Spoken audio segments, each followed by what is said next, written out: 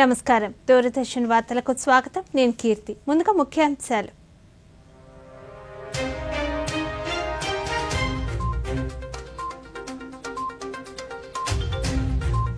శ్రీలంకలో ప్రధాని నరేంద్ర మోదీకి ఘన స్వాగతం.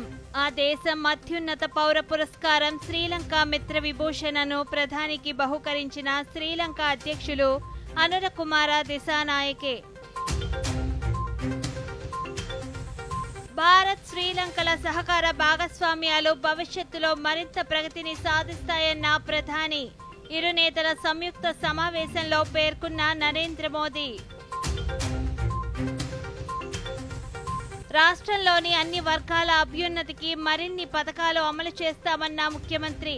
ఎన్టీఆర్ జిల్లా చందర్లపాడు మండలంలోని ముప్పాళ్లలో జరిగిన ప్రజా వేదికలో పేర్కొన్న చంద్రబాబు నాయుడు. ఛత్తీస్గఢ్లోని దంతేవాడలో నక్సలిజాన్ని నిర్మూలిస్తామన్న కేంద్ర హోంమంత్రి. బస్తర్ పండుం ఉత్సవ్ ముగింపు కార్యక్రమంలో పాల్గొన్న అమిత్ షా. రాష్ట్ర వ్యాప్తంగా డాక్టర్ బాబు జగజ్జీవన్ రామ్ జయంతి కార్యక్రమాలు.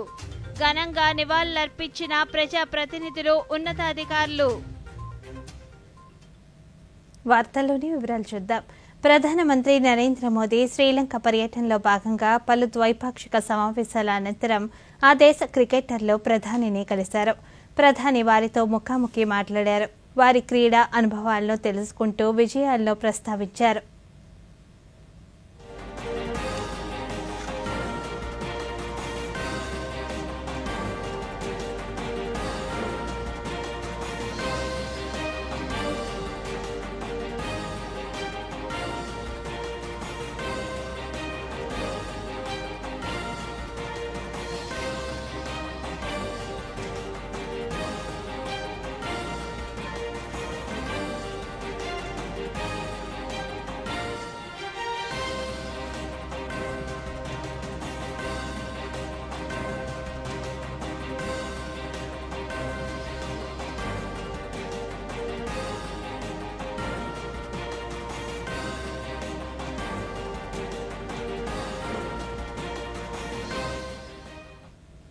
తమిళనాడులోని రామేశ్వరంలో నూతనంగా నిర్మించిన పాంబన్ రైల్వే వంతెన ప్రారంభానికి సిద్ధమైంది. నిలువున పైకి లేచే దేశపు తొలి వర్టికల్ బ్రిడ్జి అయిన ఈ వారధిని రేపు మధ్యాహ్నం ప్రధాని నరేంద్ర మోదీ ప్రారంభిస్తారు. వారధి ప్రారంభంతో పాటు 8,300 కోట్ల విలువైన అభివృద్ధి పనులను ప్రధాని ప్రారంభించనున్నారు. అత్యంత సాంకేతికతతో నిర్మించిన పాంబన్ వంతెన దేశానికే గర్వకారణమని ప్రధాని సామాజిక మాధ్యమం ద్వారా పేర్కొన్నారు.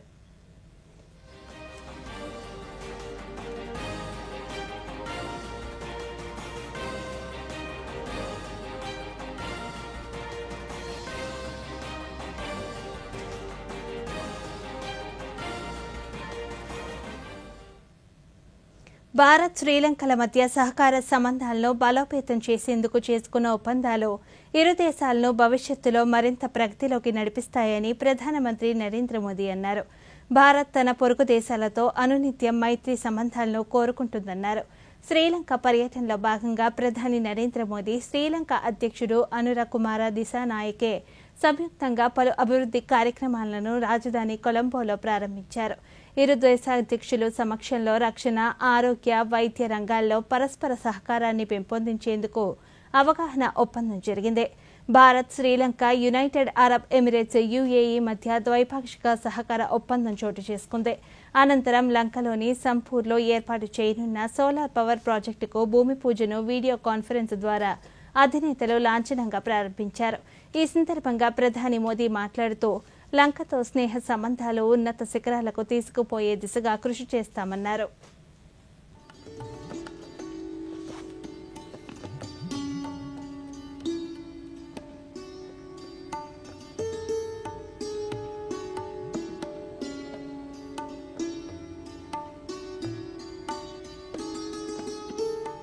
श्रीलंका मित्र विभूषण से सम्मानित किया जाना मेरे लिए गौरव की बात है। यह सम्मान केवल मेरा सम्मान नहीं, बल्कि यह 140 करोड़ भारतीयों का सम्मान है। यह भारत और श्रीलंका के लोगों के बीच ऐतिहासिक संबंधों और गहरी मित्रता का सम्मान है। इस सम्मान के लिए मैं राष्ट्रपति जी का, श्रीलंका सरकार और यहां के लोगों का हृदय से आभार व्यक्त करता हूं। फ्रेंड्स, प्रधानमंत्री के रूप में श्रीलंका का यह मेरा चौथा दौरा है। 29 की मेरी पिछली यात्रा एक बहुत ही संवेदनशील समय पर हुई थी। उस समय मेरा विश्वास था कि Sri Lanka will rise and rise stronger. मैं श्रीलंका के लोगों के धैर्य और साहस की सराहना करता हूं और आज श्रीलंका को वापस प्रगति के पथ पर देखकर हर्ष महसूस कर रहा हूं। भारत के लिए यह गर्व का विषय है कि हमने एक सच्चे पड़ोसी मित्र के रूप में अपने అంతకుముందు 3 రోజుల పర్యటనలో భాగంగా శ్రీలంక చేరుకున్న ప్రధాని మోదీకి అక్కడి ప్రభుత్వం ఘన స్వాగతం పలికింది. ఈ ఉదయం శ్రీలంక చేరుకున్న ప్రధానికి ఆ దేశ ఉన్నతాధికారులు ఘనంగా స్వాగతం పలికారు. సుమారు గంట పాటు సాగిన స్వాగత కార్యక్రమంలో అక్కడి బౌద్ధ భిక్షువులు ప్రధానికి ఆశీస్సులు అందించారు.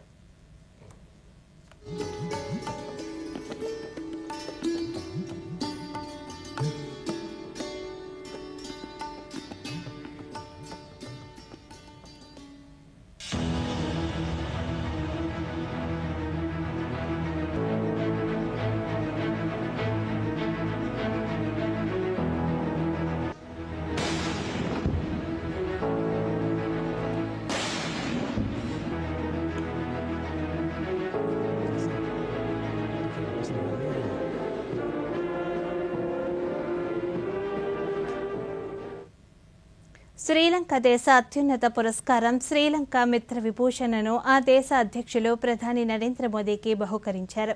ఈ ప్రతిష్టాత్మక పురస్కారం 140 కోట్ల మంది భారతీయులకు దక్కిన గౌరవమని ప్రధాని పేర్కొన్నారు. ఈ సత్కారం 2 దేశాల మధ్య అనుబంధానికి గుర్తింపుగా నిలుస్తుందని అభివర్ణించారు.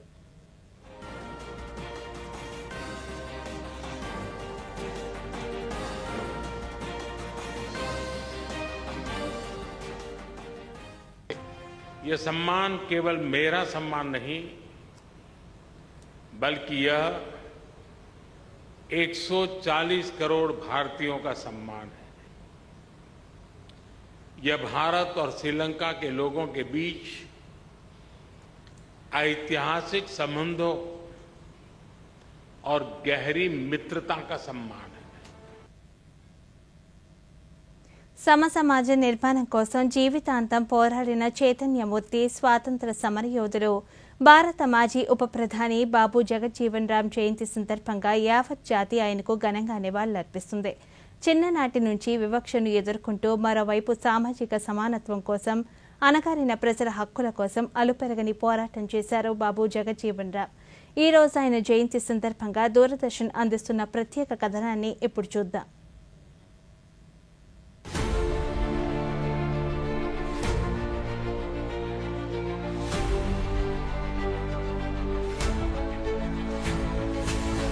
ఒకవైపు దేశ స్వాతంత్ర్యం కోసం పోరాడుతూనే మరోవైపు సామాజిక సమానత్వం కోసం, అణగారిన వర్గాల హక్కుల కోసం అలుపెరగని పోరాటం సాగించిన రాజకీయ, సామాజిక విప్లవ యోధుడు బాబు జగజ్జీవన్ రామ్. బీహార్లోని షాబాద్ జిల్లా చాంద్వా గ్రామంలో 1908 ఏప్రిల్ 5న సోబిరాం, బసంతిదేవిలకు జన్మించారు. ఆయన చదువుకున్న పాఠశాలలోనే మొదటిసారిగా అంటరానితనం పేరుతో చూపించిన వివక్షను ఎదుర్కొన్నారు. పాఠశాలలో విద్యార్థుల కోసం మంచినీటి సదుపాయాన్ని కల్పిస్తూ 2 కడవలపై హిందూ పానీ, ముస్లిం పానీ అని రాసి ఉంచేవారు. అయితే జగ్జీవన్ రామ్ హిందూ పానీలో మంచినీరు తాగారని హిందూ విద్యార్థులు ఆ కుండలోని నీరు త్రాగేవారు కాదు. చిన్ననాడే ఎంతో వివక్షను ఎదుర్కొన్న ఆయన గుండె ఆవేదనతోనూ కోపంతోనూ నిండిపోయింది. ఆ అనుభవాలే ఆయన బడుగు జనుల జాగృతి వైపు ముందుకు సాగడానికి ప్రేరణనిచ్చాయి. జగ్జీవన్ రామ్ జీవితకాలంలో ఎన్నో అవమానాలు, ఆటంకాలు ఎదుర్కొని సమాజాన్ని ప్రభావితం చేయగలిగారు. అంతటి కష్టకాలంలో కేవలం 27 వయసులోనే శాసనమండలి సభ్యునిగా ఎన్నిక కావటం ఆయనకే సొంతమైంది. 52 పాటు పార్లమెంటు సభ్యునిగా మహా అనుభవశీలి జగ్జీవన్ రామ్. ఉప ప్రధానిగా, వ్యవసాయ, రక్షణ, ఆరోగ్య, రైల్వే శాఖ మంత్రిగా ఆయన సేవలు అనిర్వచనీయం. విద్యార్థి దశలోనే గాంధీజీ అహింసా మార్గానికి ఆకర్షితులై 1930లో సత్యాగ్రహ ఉద్యమంలో పాల్గొని బ్రిటిష్ పోలీసులను ఎదిరించి లాఠీ దెబ్బలకు బెదరకుండా నిలబడ్డ నాటి స్వాతంత్ర సమరయోధుడు. వివక్షను ఎదుర్కొంటూ ఉప ప్రధాని స్థాయికి రావటం జగ్జీవన్ రామ్ అకుంఠిత దీక్ష, పట్టుదల, క్రమశిక్షణ అని చెప్పడంలో అతిశయోక్తి లేదు. ప్రజాసేవకే జీవితాన్ని అంకితం చేసిన ఆయన 1986 జూలై 6న పరమపదించారు. బడుగు వర్గాల హక్కులను రాజ్యాంగంలో అంబేద్కర్ పొందుపరిస్తే వాటిని చట్ట రూపంలో అమలు చేయడానికి జగ్జీవన్ రామ్ చేసిన కృషి ఎప్పటికీ మర్చిపోలేనిది. అవమానాలు, ఆటంకాలను విజయాలుగా మలుచుకున్న జగ్జీవన్ రామ్ దేశానికి అందించిన సేవలు మరువలేనివి. మాజీ ఉప ప్రధాని బాబు జగజ్జీవన్ రామ్ జయంతిని పురస్కరించుకొని ప్రధాని నరేంద్ర మోదీ ఆయనకు ఘన నివాళులర్పించారు. ఈ సందర్భంగా ఆయనపై ప్రత్యేక వీడియోను ఎక్స్లో పోస్ట్ చేశారు. దేశంలో అణగారిన వర్గాల హక్కుల కోసం జగజ్జీవన్ రామ్ చేసిన పోరాటం తరతరాలకు ప్రేరణగా నిలుస్తుందన్నారు. ఆయన సమాజ సౌభ్రాతృత్వం, సమానత్వం కోసం చేసిన కృషి దేశ ప్రజలకు మార్గదర్శకంగా నిలుస్తుందని కొనియాడారు. जीवन गरीबों के कल्याण के लिए समर्पित कर दिया। अनेक वर्षों तक राष्ट्र की सेवा में उन्होंने अपना पूरा जीवन खपा दिया। बाबू जगजीवन राम दो चीजें चाहते थे, एक मजबूत भारत और दूसरा लोकतांत्रिक भारत। जब हमने पाकिस्तान को उसकी हरकतों का मुंहतोड़ जवाब दिया था, तब बाबूजी भारत के रक्षा मंत्री थे। बाबूजी आपातकाल के खिलाफ आवाज उठाने वाले सबसे पहले कांग्रेसी नेता थे। उन दिनों में जब तत्कालीन प्रधानमंत्री का डर लोगों में भरा हुआ था, जब लोगों को गिरफ्तार किया जा रहा था, बाबूजी ने कहा था कि लोग इस संघर्ष के परिणामों से बिल्कुल भी न डरे। आज उनकी जयंती पर बाबू जगजीवन राम जी को मैं नमन करता हूं। బాబు జగజీవన్ రామ్ కు రాష్ట్ర గవర్నర్ ఎస్ అబ్దుల్ నజీర్ ఘన నివాళులర్పించారు. రాజ్భవన్లోని దర్బార్ మందిరంలో ఆయన చిత్రపటానికి పుష్పాంజలి ఘటించారు. నివాళులర్పించిన వారిలో governor secretary doctor M Harijawahar లాల్తో పాటు ఇతర ఉన్నతాధికారుల బృందం, రాజ్భవన్ సిబ్బంది ఉన్నారు.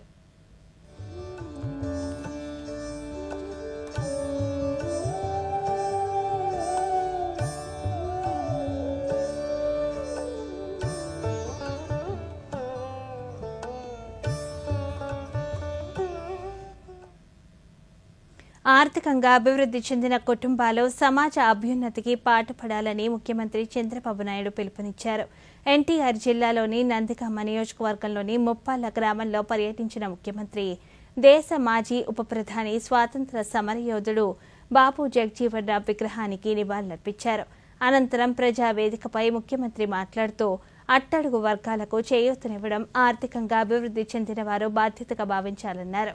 సమాజంలో మార్పు తెచ్చేందుకు P4 విధానాన్ని తీసుకువచ్చామని, పేదల సంక్షేమమే ధ్యేయంగా తీసుకువచ్చిన ఈ వినూత్న కార్యక్రమంలో భాగంగా ముప్పాళ్ల గ్రామం నుంచి 41 బంగారు కుటుంబాలను ఎంపిక చేశామని అన్నారు. ఈ పర్యటనలో భాగంగా స్థానికంగా నివాసం ఉంటున్న ఓ కుటుంబంతో చంద్రబాబు ముఖాముఖి మాట్లాడారు. వారితో కలిసి టీ తాగారు. అనంతరం పాఠశాలకు తాగునీటి సరఫరాతో పాటు పలు అభివృద్ధి పనులకు శంకుస్థాపనలు చేశారు. ఒక ఎస్సీ కుటుంబం ఇంటికి పోయి జగజీవన్ రామ్ స్ఫూర్తితో ఆ కుటుంబాలని ఏ విధంగా ఆర్థికంగా, రాజకీయంగా, సామాజికంగా పైకి తేవాలనో సంకల్పం చేయడానికి ఆ ఇంటికి వెళ్ళానని చెప్పి కూడా నేను మీకు తెలియజేస్తున్నా. మనతో పుట్టిన వాళ్ళు చాలా మంది ఇంకా పేదరికంలో ఉన్నారు. ఇంకా కనీస స్టాండర్డ్స్, జీవన ప్రమాణాలు కనీసం లేకుండా బాధపడే పరిస్థితికి వచ్చారు. నేను అందుకనే ఈరోజు వచ్చింది ఒక వినూత్నమైన కార్యక్రమంతో మీ ముందుకు వచ్చాను. నేను ఇక్కడ 2 విధాలుగా మీరు చూస్తే, ఒకటి బంగారు కుటుంబాలు, ఇప్పుడే కలెక్టర్ గారు చెప్పారు, దగ్గర 41 మంది ఈ గ్రామంలో అందరికంటే తక్కువ ఆదాయం వచ్చే కుటుంబాలు. అంటే ఇవంతా కూడా 20 లక్షల కుటుంబాలని రాష్ట్రంలో ఎంపిక చేశాం. మీ వార్తల్లో చిన్న విరామం.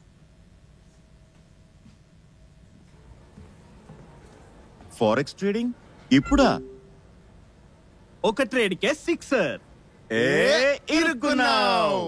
ప్రసిద్ధ్, ముందు సేఫ్టీ, లేకపోతే క్లీన్ బోల్డ్. అనాథరైజ్ ప్లాట్ఫామ్స్ లో ఫారెక్స్ ట్రేడింగ్ అంటే నష్టం, మోసం, ఇంకా చట్టబద్ధ చర్యల భయం. అంటే నష్టాల హ్యాట్రిక్. అందుకే ఆర్బీఐ వెబ్సైట్ కి వెళ్లి ఆథరైజ్డ్ లిస్ట్ చూడండి. ఆర్బీఐ అంటోంది, విషయాలు తెలుసుకోండి, జాగరూకంగా ఉండండి. వార్తలకు తిరిగి స్వాగతం. అణగారిన వర్గాల పక్షాన గొంతు వినిపించిన బాబు జగ్జీవన్ రామ్ అంటరాని వర్గాల శ్రేయస్సుకు జీవితాన్ని అంకితం చేశారని రాష్ట్ర వ్యవసాయ శాఖ మంత్రి కింజరాపు అచ్చెన్నాయుడు అన్నారు. శ్రీకాకుళంలోని అరసవల్లి కూడలిలో నూతనంగా ఏర్పాటు చేసిన బాబు జగ్జీవన్ రామ్ కాంస్య విగ్రహాన్ని కేంద్ర పౌర విమానయాన శాఖ మంత్రి కింజరాపు రామ్మోహన్ నాయుడుతో కలిసి ఆయన ఆవిష్కరించారు. ఈ సందర్భంగా వారు మాట్లాడుతూ రాష్ట్ర రాజధాని అమరావతిలో 10 కోట్లతో జగ్జీవన్ రామ్ స్మృతి వనం ఏర్పాటు చేయనున్నట్లు తెలిపారు. జగ్జీవన్ రామ్ ఆదర్శాలు చూపిన సంస్కరణ మార్గాలను యువత ఆదర్శంగా తీసుకోవాలన్నారు. కార్యక్రమాలు చేయడం కాదు, 10 సార్లు ఆలోచించి ప్రతి కార్యక్రమాన్ని కూడా చేసేవారు. ఒక సాధారణమైనటువంటి అట్టడుగున ఉన్నటువంటి కుటుంబంలో పుట్టినటువంటి వ్యక్తి దేశానికి ఉప ప్రధానిగా ఎదిగారనంటే అది మామూలు విషయం కాదనేది మనం అందరం కూడా గుర్తు పెట్టుకోవాలి.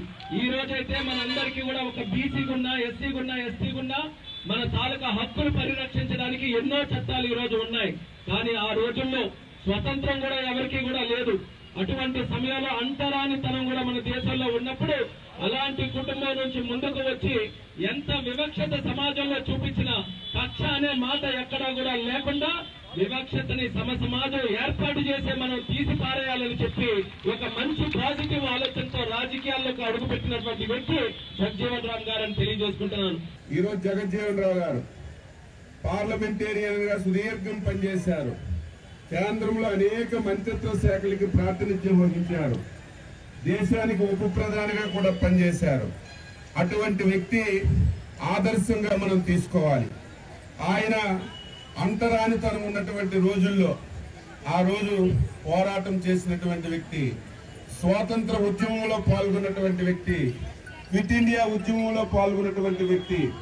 అటువంటి వ్యక్తిని ఎప్పుడు మనం గుర్తుపెట్టుకొని విభిన్న ప్రతిభావంతులకు అన్ని సౌకర్యాలు కల్పించడం వలన వారు అన్ని రంగాల్లో సత్తా చాటగలరని కేంద్ర పౌర విమానయాన శాఖ మంత్రి కింజరాపు రామ్మోహన్ నాయుడు తెలిపారు.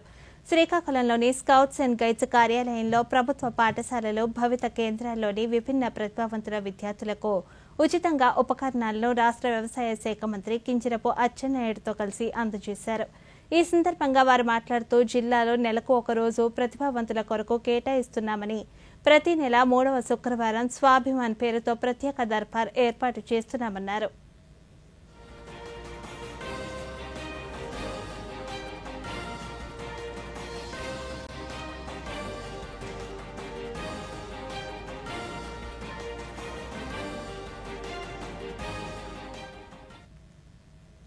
రాష్ట్రంలోని మహిళలకు ఆర్థిక స్వావలంబన చేకూర్చేలా ప్రభుత్వం అనేక పథకాలను అందుబాటులోకి తీసుకువచ్చిందని మున్సిపల్ శాఖ మంత్రి నారాయణ పేర్కొన్నారు. విజయవాడలో ఏర్పాటు చేసిన మెప్మా రాష్ట్ర స్థాయి మహిళా వ్యాపార అభివృద్ధి కార్యాచరణ ప్రణాళిక వర్క్షాప్ను మంత్రి ప్రారంభించారు. మెప్మా వెబ్సైట్స్, మొబైల్ యాప్లను ఆవిష్కరించారు. ఈ సందర్భంగా ఆయన మాట్లాడుతూ మెప్మా 100 రోజుల ప్రణాళికలో భాగంగా ప్రతి కుటుంబం నుంచి ఒక వ్యాపారవేత్తను తయారు చేసేలా చర్యలు తీసుకున్నామన్నారు. పొదుపు సంఘాలు తయారు చేసే ఉత్పత్తులకు ఆన్లైన్ మార్కెటింగ్ సౌకర్యం అందించేందుకు ఓఎన్డీసీ విధానం ప్రవేశపెట్టినట్లు తెలిపారు. Particularly to take care of the laborers, unorganized laborers, that is the main objective, and they are doing very well. They collected the total data of MEPMA, 28 lakhs people. With that, actually, we are going to solve their problems. Particularly, they have so many problems. Now our CM is gave a program that is P4. That is a public-private people partnership program. In that program, actually, to achieve that goal, actually, this workshop actually they conducted on honorable CM's whatever he gave direction. That direction actually, our MD today is organized a workshop. In that workshop, I think they are going. గతేడాదికి సంబంధించి ప్రకాశం జిల్లాలో మహాత్మా గాంధీ జాతీయ ఉపాధి హామీ పథకం కింద 96% లక్ష్యాన్ని సాధించినట్టు జిల్లా collector ఏ తమీం అన్సారియా తెలిపారు. ఒంగోలులో ఆమె మాట్లాడుతూ ఈ పథకం కింద గత ఆర్థికంలో ఉపాధి కూలీలకు 272 కోట్ల రూపాయలను చెల్లించామన్నారు. ఈ ఏడాది మొదటి 3 నెలల కాలానికి కార్యాచరణ ప్రణాళిక రూపొందించామన్నారు. ఈ రబీలో జిల్లాలో ప్రకటించిన 17 కరువు మండలాల్లో నీటి సంరక్షణ పనులకు ఎక్కువ ప్రాధాన్యత ఇవ్వనున్నామని తెలిపారు. సంబంధించిన 4.42 lakh జాబ్ కార్డ్స్ ఇష్యూ చేయడం జరిగింది. దాంట్లో టార్గెట్గా మనకు 1.35 crore % ఆఫ్ వర్క్ ఇవ్వాల్సింది ఉండగా మనము అచీవ్ చేసినది 1.29 crores % అంటే 96% అచీవ్ చేయడం జరిగింది. అదేవిధంగా 24-25లో 5.06 lakhs వేజ్ సీకర్స్ 2.95 lakh ఫ్యామిలీస్కు 272 crores పేమెంట్ వేజెస్ చేయడం జరిగింది. Administrative approvals CC roads, CC drains, BT roads, tourism roads, approach roads to SC/ST కాలనీస్కి మొత్తం కలిపి 1369 వర్క్స్కి అడ్మినిస్ట్రేటివ్ అప్రూవల్స్ ఇవ్వడం జరిగింది. Total estimated cost 180.70 crores. దానికి గాను కేంద్ర ప్రభుత్వ సహకారంతో రాష్ట్రంలో అభివృద్ధి శరవేగంగా జరుగుతుందని బీజేపీ శాసన మండలి సభ్యుడు సోము వీర్రాజు పేర్కొన్నారు. ఎమ్మెల్సీగా ఎన్నికైన అనంతరం ఆయన చిత్తూరులో పర్యటించారు. ఈ సందర్భంగా సోము వీర్రాజు మీడియాతో మాట్లాడుతూ కేంద్ర రాష్ట్ర ప్రభుత్వాలు సంయుక్తంగా రాష్ట్ర ప్రయోజనాలకు కృషి చేస్తున్నాయన్నారు. ఆంధ్ర రాష్ట్రాన్ని సమగ్రమైనటువంటి అభివృద్ధి అన్ని రంగాల్లో అనే సందర్భంలో చంద్రబాబు నాయుడు గారు నాయకత్వంలో పవన్ కళ్యాణ్ గారు రాష్ట్ర ఉప ముఖ్యమంత్రిగా, ప్రధానమంత్రి మోడీ గారి యొక్క రాష్ట్ర అభివృద్ధి చాలా గత కొలిది కాలంగా మందకోడిగా ఉన్నటువంటి అభివృద్ధి, ప్రధానంగా ఈజీ డూయింగ్ బిజినెస్, ఇండస్ట్రియలైజేషన్, దానిలో ప్రతిరోజు రాష్ట్రానికి చాలా కంపెనీలు రావడం, ఇన్వెస్ట్మెంట్స్ రావడం, అది ఎవ్రీడే 500-1000 కోట్లు, ఈ విధంగా మెట్టల్ 65,000 కోట్లతో స్టార్ట్ చేసి 1,25,000 కోట్ల వరకు ఇన్వెస్ట్మెంట్స్ వచ్చేటువంటి అవకాశం.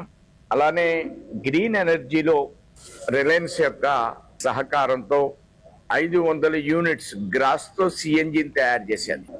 ఇవి 100 యూనిట్స్ ని వెంటనే పెట్టాలి. ఈ విధంగా ప్రతి యూనిట్ లో కూడా 500 మందికి ఎంప్లాయ్మెంట్, 100 యూనిట్స్ స్టార్ట్ చేయడం అంటే ప్రతి రైతుకి 400 ఎకరానికి 30-40 వేలు లీజుకి తీసుకుని ఈ పార్వతీపురం మన్యం జిల్లాలో డాక్టర్ బాబు జగజీవన్ రామ్ జయంతి కార్యక్రమాలు నిర్వహించారు. ఈ కార్యక్రమాల్లో స్థానిక శాసనసభ్యుడు బోనెల విజయచంద్ర, ఐటీడీఏ ప్రాజెక్టు అధికారి అశుతోష్ శ్రీవాస్తవ్తో కలిసి పలువురు ఉన్నతాధికారులు జగజీవన్ రామ్ విగ్రహానికి పూలమాలలు వేసి నివాళులర్పించారు. ఒక సామాన్య రైతు కుటుంబంలో జన్మించిన జగజీవన్ రామ్ అణగారిన అట్టడుగు వర్గాల కొరకు పోరాటం చేశారని, ఆయన ఆశయ సాధనను ప్రతి ఒక్కరూ ఆదర్శంగా తీసుకోవాలని ఈ సందర్భంగా వారు కొనియాడారు.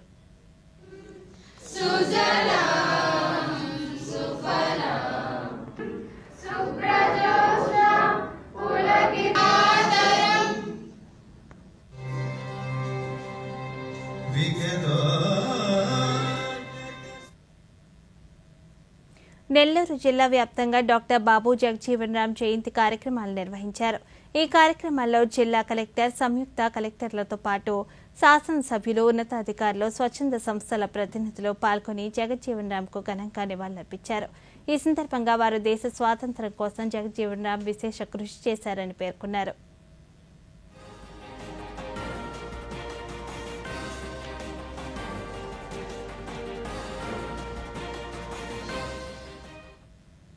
విజయనగరం జిల్లాలో బాబు జగజీవన్ రామ్ జయంతి కార్యక్రమాలు టీడీపీ ఆధ్వర్యంలో నిర్వహించారు.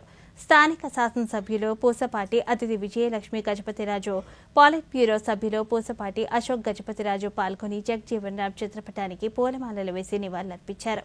ఈ సందర్భంగా వారు మాట్లాడుతూ స్వాతంత్ర సమరయోధుడిగా, సంఘ సంస్కర్తగా జగజీవన్ దేశానికి విశేష సేవలు అందించారన్నారు. స్త్రీ పురుష సమానత్వం కోసం తన జీవితాన్ని అంకితం చేసిన మహానుభావుడని కొనియాడారు. సమరయోధులు చాలా త్యాగం చేసిన వ్యక్తి.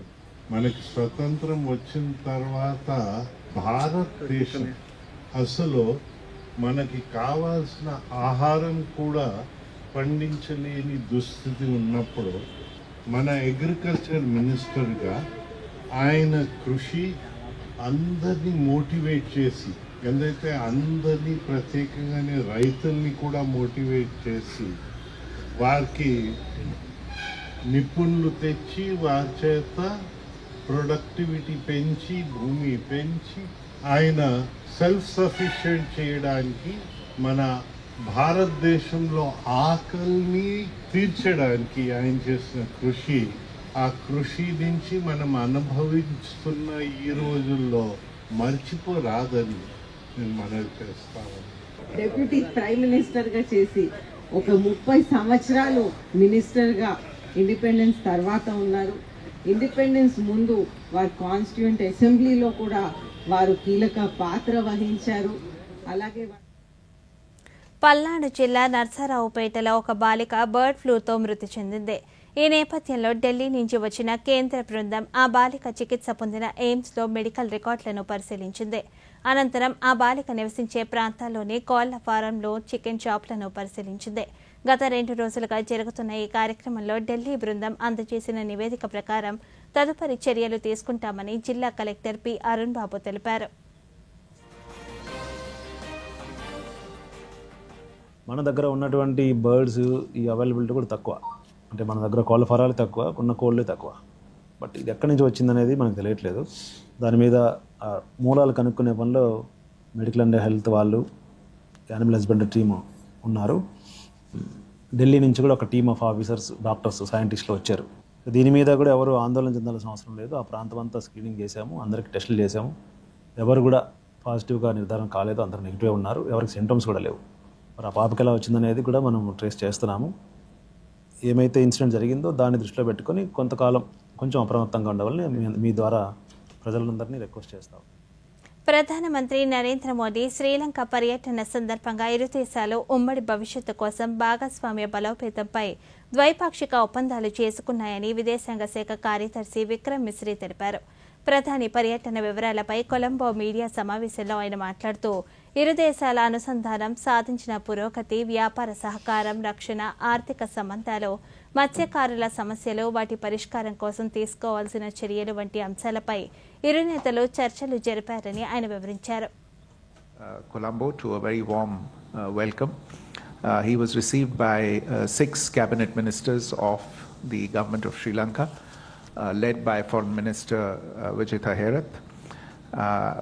Later on at the hotel, he received a very warm welcome from the Indian community that had gathered there in good numbers. Several collaborative works featuring common cultural themes from India and Sri Lanka, such as Sri Lankan audiobook of stories from the Panchtantra, the Jatak tales, the Hitopdesh, and the Pali composition of Geet Govind, etc. were on display to mark the occasion. Earlier this morning, the Prime Minister was received by President Dissanayake for a ceremonial welcome at Colombo's iconic Independence Square. I'm told that the Independence Square has been used for such a ceremony, possibly for the first time ever. ఈ వార్తలు ఇంతటితో సమాప్తం. నమస్కారం.